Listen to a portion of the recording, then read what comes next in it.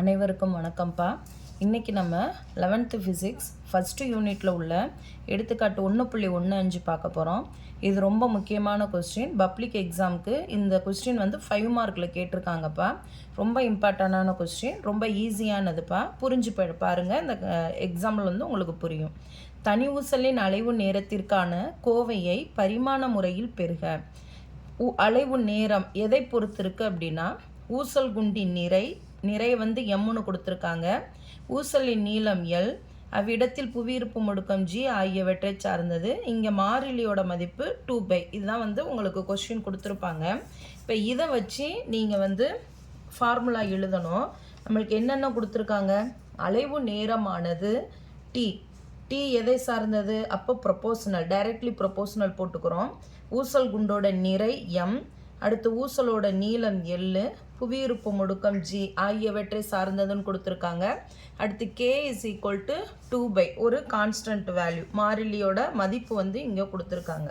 இப்போ இதில் வந்து நம்மளா பவர் ஏபிசி ஏன் அப்படி போட்டிருக்கோன்னா பரிமாண முறைப்படி எழுத போகிறோம். அதனால் பவர் ஏபிசின்னு நம்மளா எடுத்துக்கிறோம். ப்ரொபோஷனலில் மதிப்பு நம்மளால் அது ஒரு கான்ஸ்டன்ட்டோட வேல்யூ நம்ம இண்டிகேட் பண்ணுவோம். ஸோ இஸ் ஈக்குவல்ட்டில் எழுதும்போது இந்த ப்ரொபோஷனலோட இந்த கான்ஸ்டன்ட் டேர்ம் வந்து கே அப்படின்னு போட்டுக்கிறோம்.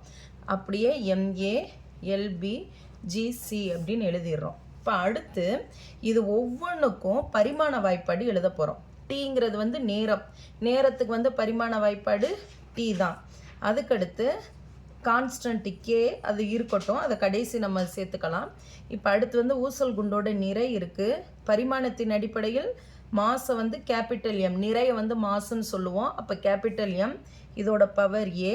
அடுத்து லென்த் எல்லுங்கிறது பரிமாணத்தில் எழுதும்போது கேபிட்டல் எல் போடணும். இதோட பவர் வந்து பி. அடுத்து ஜிங்கிறது கிராவிடேஷனல் ஆஃப் ஃபோர்ஸ், புவியீர்ப்பு முடுக்கம். புவியீர்ப்பு முடுக்கத்தோட ஃபார்முலா LT பவர் -2, பரிமாண வாய்ப்பாடு. SI யூனிட் வந்து மீட்டர் செகண்ட் பவர் -2. அதே இது டைமென்ஷனல் யூனிட் வந்து இதுக்கு பரிமாண வாய்ப்பாடு வந்து LT பவர் -2. அப்போ இங்கே வந்து நம்ம என்ன செஞ்சிடறோம்? LT பவர் -2 அப்படின்னு போட்டுறோம். இதோட பவர் வந்து சி. இப்போ பரிமாணத்தின் அடிப்படையில்னா MLT அப்படி தான் எழுதுவோம். இங்கே எம் இருக்காப்பா? இல்லை. அப்போ இதை M0, எல்லும் இங்கே இல்லை, 0. டீக்கு எதுவுமே இல்லைன்னா பவரில் வந்து என்ன இருக்குன்னு அர்த்தம்? 1 இருக்குன்னு அர்த்தம். அப்போ டீயோட பவர் 1 இஸ் ஈக்குவல் டு, இங்கே வந்து எம்முக்கு ஏ இருக்குது, எல் பாருங்களேன், இந்த ஸ்டெப்பு பாருங்களேன், இங்கேயும் எல் இருக்குது, இங்கேயும் எல் இருக்குது. இப்போ இதை எப்படி நம்ம பிரிக்கலாம்? LT power -2 the whole power சின்னு தானே இருக்குது. இந்த சியை உள்ளே கொண்டு வந்தீங்கன்னா இது எப்படி எழுதலாம்? L² T பவர் -2C இப்படி தானே வரும். அப்போ இந்த இடத்துல M power a, L power B, இந்த ஸ்டெப் நம்ம எப்படி போட்டுக்கிறோம்? L² T power -2C.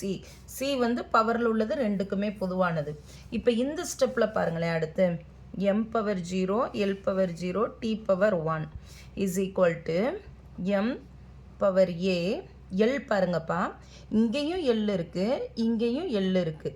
அப்போ என்ன செய்யலாம்?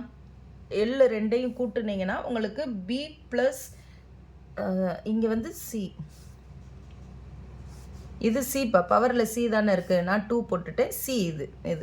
இப்போ இங்கே பாருங்கள், எல்லுக்கு பவர் பி இருக்குது, இங்கே எல்லுக்கு பவர் சி இருக்குது. அப்போ என்ன செய்யலாம்? நம்ம எல்லோட பவர் பி ப்ளஸ் சி இருக்கா?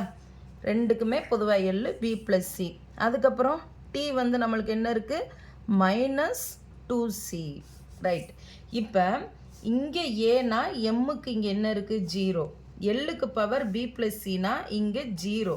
அதே மாதிரி இங்கே -2Cனா இங்கே சி. அப்போ இதை எப்படி எழுதிக்கலாம்னா, எம்மோட power A is equal to எம்முக்கு 0, அடுத்து எல்லுக்கு power B plus C is equal to இங்கே 0.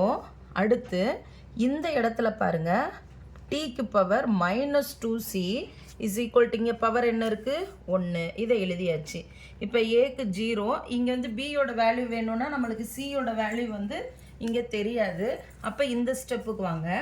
இங்கே சியோட வேல்யூ நம்மளுக்கு வேணும்னா C is equal to -2 is equal டுக்கு இங்கிட்டு கொண்டு போனால் 2 இன்ட்டு சி தானே, அப்போ பெருக்கல் வடிவத்தில் இருக்கா, அப்போ இஸ் ஈக்குவல் டுக்கு இங்கிட்டு கொண்டு போகும்போது டிவைடடாக மாறும், வகுத்தல் வடிவத்தில் மாறும்.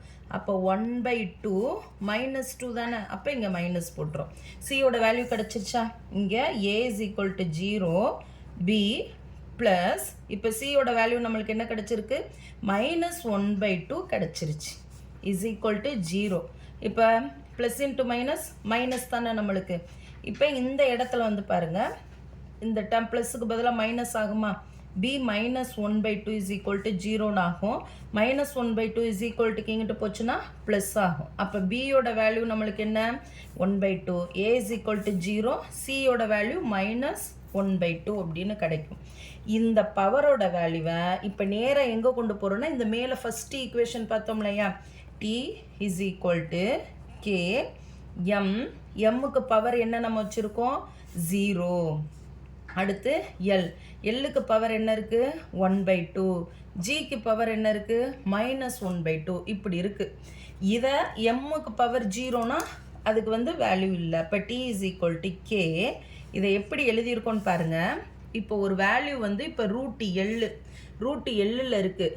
எனக்கு இங்கே ரூட்டோட வேல்யூக்கு ஈக்குவலான ஸ்கொயர் ப்ராக்கெட் வேல்யூ எப்படி எழுதலான்னா 1/2ன்னு எழுதலாம்.